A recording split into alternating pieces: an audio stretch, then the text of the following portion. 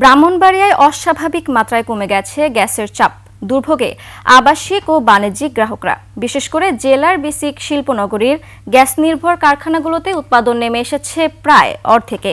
কবে নাগাদ গ্যাসের চাপ স্বাভাবিক হবে বলতে পারছে না Bakhrabad gas distribution company. Brahmanbaria প্রতিনিধি মীর মোহাম্মদ শাহিনের তথ্য ছবিতে ডেস্ক রিপোর্ট। কুমিল্লা সিলেট মহাসড়কের ব্রাহ্মণবাড়িয়ার নন্দনপুর এলাকায় ২১.৯৮ একর জায়গার উপর প্রতিষ্ঠিত বেসিক শিল্পনগরী। ছোট বড় মিলে ৬৭টি শিল্প প্রতিষ্ঠানের ১১টি গ্যাস ভিত্তিক। শীতের শুরু থেকে গ্যাসের চাপ কমে যাওয়ায় ব্যাহত হচ্ছে উৎপাদন, বিপাকে শ্রমিকরাও। যে পরিমাণে গ্যাসের দরকার, লোকটা যে পরিমাণে পাওয়া দরকার পাচ্ছি না। আজকে ১ বছর যাব বর্তমানে ২৬০, ৭০, ৫০-এ চলে আসছে। প্রতিদিন ৫০ বস্তা করে চাউল আমাদের হ্রাস পাচ্ছে। গ্যাস খুব সংকট, এই জন্যই আমাদের বিক্রিতে আমাদের চলা কঠিন। উদ্যোক্তারা জানান, গ্যাস সংকটে উৎপাদন নেমে এসেছে অর্ধেকে।